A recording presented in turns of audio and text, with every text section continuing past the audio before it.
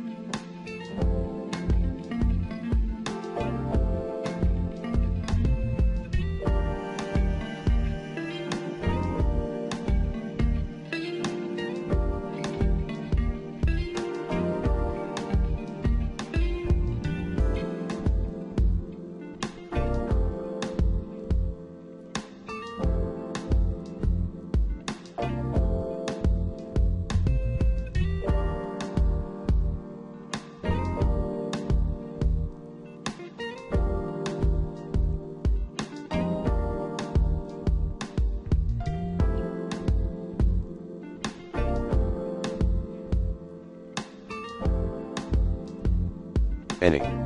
3. Go to Xbox forum for more help. Microsoft Store for Xbox not working.